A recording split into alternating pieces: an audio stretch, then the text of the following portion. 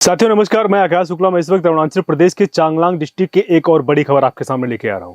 आपको याद होगा, Namdapha tiger reserve forest area को लेकर मैंने एक न्यूज दिखाया था आपको, और मैंने उसमें दिखाया था कि फॉरेस्ट डिपार्टमेंट किस तरीके से करप्शन में इन्वॉल्व है।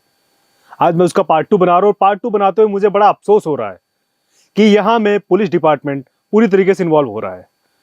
इसलिए बोल रहा हूँ पुलिस डिपार्टमेंट इन्वॉल्व हो रहा है क्योंकि कुछ दिन पहले 7 तारीख को एक कंप्लेंट किया जाता है। कंप्लेंट करने वाले कौन लोग हैं मैं उसको भी आपको पढ़ के बता देता हूं। योबिन वेलफेयर सोसाइटी की तरफ से 7 जनवरी को कंप्लेंट किया जाता है। ये मियाओ पुलिस स्टेशन को लोग कंप्लेंट करते हैं कि यहाँ पे एक घटना चल रहा है, मतलब कि जो टिम्बर का काम होता है इलीगल तरीके से काट के उसको बेचा जा रहा है।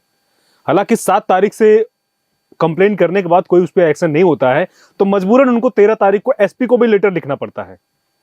उन्होंने चांगलांग के एसपी को लेटर लिखा 13 तारीख को कि एक बार मियाओ पुलिस स्टेशन का जो एफआईआर कॉपी दिया गया है उनको बोला जाए कि एफआईआर किया जाए, बट एफआईआर अभी तक फिलहाल रजिस्टर्ड नहीं हुआ है। और आपको बताऊं सबसे बड़ी बात क्या हो रहा है कि फॉरेस्ट डिपार्टमेंट इसमें इसलिए पूरी तरीके से इन्वॉल्व हो रहा है, फॉरेस्ट डिपार्टमेंट करप्शन इसलिए कर रहा है क्योंकि पूरे चांगलांग में फॉरेस्ट का करप्शन चल रहा है।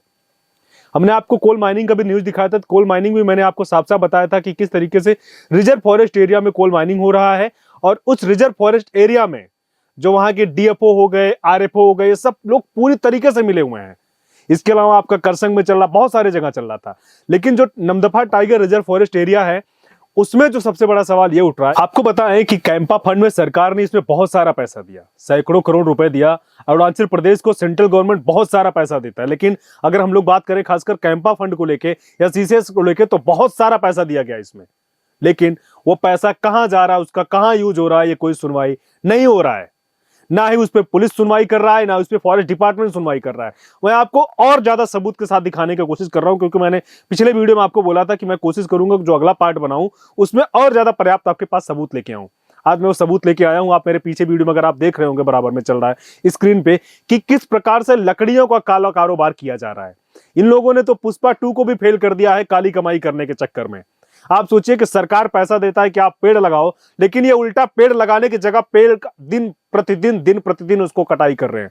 अगर इस प्रकार से लोग काटते रहेंगे, पहाड़ काटते रहेंगे, पेड़ काटते रहेंगे, कोल माइनिंग करते रहेंगे, तो अरुणाचल प्रदेश का डेवलपमेंट कहां से होगा। यहां में इतनी मीलें चल रही है ना, उस एरिया के अंदर में इतनी मीलें चल रही है ना, वो भी संदिग्ध एक बार में उनके ऊपर भी कुछ शक का दायरा बढ़ रहा है। उनको लाइसेंस कौन प्रोवाइड करता है? कुछ तो लाइसेंस लिए हैं और किनके पास में तो लाइसेंस अभी भी नहीं है, मतलब बिना लाइसेंस का चल रहा है। और पेड़ को धड़ल्ले से काट के उसका छोटा छोटा टुकड़ा करके कभी असम में बेचा जाता है, तो कभी नाहरलगुन रेलवे स्टेशन पे वो पैक होके बाहर में जाती है। कुछ दिन पहले आपने सोशल मीडिया पे एक वीडियो भी देखा था कि नाहरलगुन रेलवे स्टेशन पे किस प्रकार से लकड़ी को टुकड़ा टुकड़ा कर करके रखा गया था। यानी कई 100 टन लकड़ियां जो है नाहरलगुन रेलवे स्टेशन पे रखी गई थी, लेकिन उसके बाद भी सरकार उस पर कुछ एक्शन नहीं करती है। शायद उनका मनोबल चोर लोगों को और बढ़ता है, और एक्शन ना होने की वजह से वो अब पूरा का पूरा टाइगर रिजर्व फॉरेस्ट जो एरिया है नमदफा का, उसको खत्म करने में लग गए वो लोग। उनका कोशिश है, रात दिन मेहनत कर रहे हैं। आप मेहनत करते हैं कि पेड़ लगाने के लिए, पेड़ बचाने के लिए, अपना जीवन को बचाने के लिए, तो भी कोशिश करते हैं कि दिन रात पेड़ काट काट के सबको बर्बाद करते रहेंगे। अरुणाचल प्रदेश में करप्शन बहुत खराब तरीके से, हम बोले बहुत जबरदस्त तरीके से चल रहा है। फॉरेस्ट एरिया में जितना करप्शन हो रहा है उसका तो हम लोग अपने आंकड़ों में भी नहीं दिखा सकते हैं कि सेंट्रल कितना पैसा देता है, स्टेट गवर्नमेंट कितना पैसा देता है, लेकिन उसके बाद कुछ कथित चोर अधिकारी जो हैं उसको खत्म करने में मिनट भी नहीं लगाते हैं। फॉरेस्ट डिपार्टमेंट का ऑफिस को भी मैंने दिखाया था कि किस प्रकार से वो कितना खराब हालत में है, जहां पे बैठने से भी डर लगता हो, लेकिन कमीशन का बंदरबाट करने के लिए सब लोग वहां पे मिलके ही उसको बैठ के पूरा का पूरा फाइल खत्म कर देते हैं। पूरा का पूरा जंगल का पैसा खा जा रहे हैं लोग। इसमें कितना तरीके से कितना कितना ऑफिसर इन्वॉल्व होगा, शायद इसका आप अनुमान नहीं लगा सकते हो। यही एक वजह होगा कि पुलिस स्टेशन में अब तक कंप्लेंट नहीं हो रहा है। आप अच्छा काम करने की कोशिश भी करेंगे ना, तो आपके साथ न्याय नहीं होगा। यही विधि का विधान हो रहा है अरुणाचल प्रदेश में, यही शायद इनके लिए न्याय होगा। या आप अच्छा करने की कोशिश करोगे तो आपके लिए लोग अच्छा नहीं बल्कि बुरा करना कोशिश कर देंगे। फिलहाल मैं तारीफ करूंगा योबिन वेलफेयर सोसाइटी का, जिन्होंने इतना बड़ा एक रिस्क उठाया उन चोर लोगों से लड़ने के लिए, क्योंकि चोर लोगों का बिल्कुल भी भरोसा नहीं होता। ये कभी कभी किसी और पार्टी का, जंगल पार्टी और तरह तरह का पार्टियों का नाम लेके डराते हैं और मारने की कोशिश भी करते हैं।